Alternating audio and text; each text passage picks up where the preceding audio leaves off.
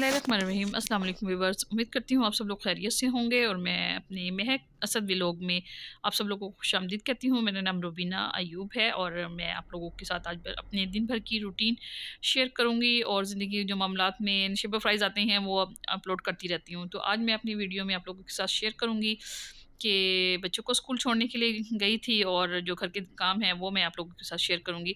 ये इधर आज जो है बारिश होने के बाद आपको मैं दिखाना चाहती थी कि गलियों में बारिश के बाद ये हाल हो जाता है। हालाँकि सीवरेज भी है तो ये सफाई इंसान की जो है ना अपने हाथ में है। ज़रूरी नहीं कि गवर्नमेंट ही तमाम काम करेगी हमारे आकर।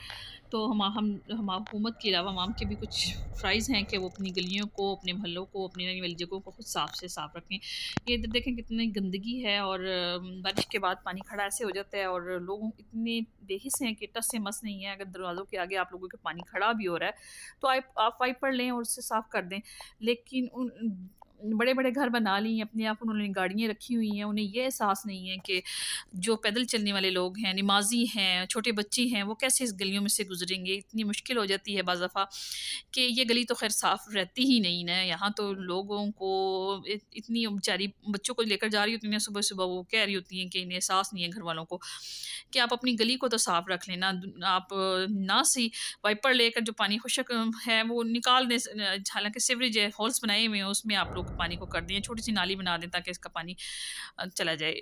उन्हें ये नहीं एहसास कि जो गुज़रने ये देखें बच्ची कितनी मुश्किल से गुज़र रही है कि पानी के बीच में उसके शूज़ भी गंदे हो रहे हैं और सब, लेकिन मोहल्ले वाले देखते भी रहते हैं लेकिन उन्हें वो टस से मस नहीं है। और ये गली तो अक्सर गंदी रहती है ना, हालाँकि हमारे मोहल्ले का इर्द-गिर्द का काफ़ी एरिया लोगों ने साफ़-सुथरा रखना शुरू कर दिया, तो यहाँ से पता चलता है कि मोहल्ले में रहने वाले लोगों का क्या बिहेव है। तो ये तो बस मैंने आप लोगों से शेयर करना था प्लीज़, कि ज़रूरी नहीं है कि हुकूमत ही तमाम काम करेगी, तो हम लोगों के भी कुछ फ़राइज़ हैं आवाम के भी कि वो अपनी गली मोहल्ले को कैसे साफ़ रखे और अपनी गली मोहल्ले को कैसे साफ़ रखना है। हमारी गली में थोड़ा-सा पानी भी खड़ा हो जाता है तो हमारे बुज़ुर्ग गली के आ जाते हैं कि वो कहते हैं तुम पानी ज़्यादा गिराते हो। तो ये तो आप लोग आपस में खुद एडजस्ट करेंगे कि आप लोगों ने अपने माहौल को कैसे खूबसूरत और कैसे साफ़-सुथरा रखना है। तो ये आज मैं इधर जो है ये चूल्हे की जनरल सफाई करनी तो नहीं थी। ये अगले दिन सैटरडे की संडे की रूटीन है मेरी, वो जो है यानी जो है सैटरडे की स्कूल के बच्चों को ले गई थी तो उसकी रूटीन में दिखाई है और ये अगले दिन मैंने संडे की ये मैंने सफाई तो नहीं करनी थी लेकिन फिर मुझे जो है ना थोड़ा सा ऑयल गिर गया था स्लेब पर, तो फिर मैंने उसको सफाई करनी थी तो साथ साथ फिर मैंने ये तमाम काम भी इसको समेटा है, लेकिन काम बहुत ज़्यादा बढ़ गया।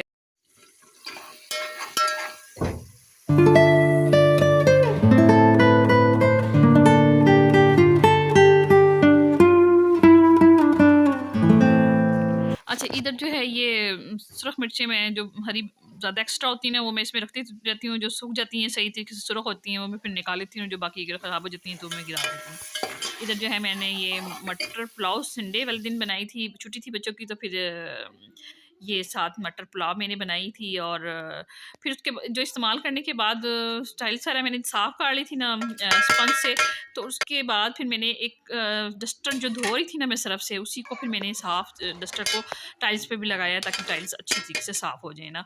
और इधर जो है ये मटर पुलाव मैंने बनाने के लिए रखा था। ये जो है ना आप मटर पुलाव की रेसिपी वैसे तो मैंने शेयर की हुई है, अगर आप इसमें प्याज़ फ्राई करने के बाद और काली मिर्चें अगर अच्छी सारी डालेंगे ना तो आपकी मटर पुलाव बहुत मज़े की और टेस्टी बनेगी। और वैसे भी और गरम मसाला अच्छे तरीके से अगर आप पुलाव में डालेंगे तो पुलाव बहुत अच्छी बनती है।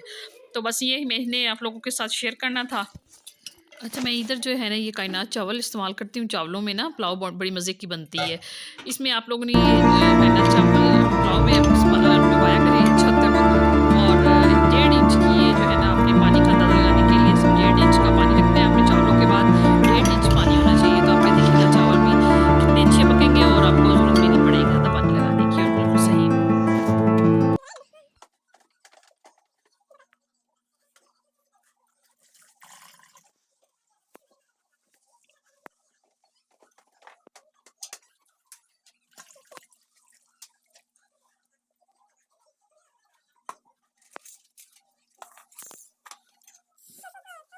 इसी में पानी लगाकर इसको चमचा चलाते रहना, जब एंड पे आप रखेंगे तो 5 मिनट के लिए आपने स्टीम देनी है, देखिएगा आपके चावल कितने अच्छे तैयार होते हैं। तो इधर जो है ये मैं फिर डस्टर से मैंने फिर मसालों का जो है डिब्बा उसको साफ़ किया है। मैंने डस्टर धोने होते हैं ना, तो मैं कोशिश करती हूँ कि अपनी एक्स्ट्रा चीज़ों को साफ़ कर लूँ, और इधर जो है ये मैंने मसालों का डिब्बा साफ़ किया, टाइलें साफ़ कर दी, इस सर्फ में साफ़ ना होते हैं तो उसको सर्फ वाले पानी में धो दो, चीज़ों का अगर इस्तेमाल करें तो ज़रा अच्छी साफ़-सुथरी हो जाती है ना। तो इधर मैंने देखें एक दफ़ा स्पंज से साफ़ किया था, और उसके बाद जो है ये मैं अब डस्टर से सब तमाम साफ़ कर लूँगी ना टाइल्स।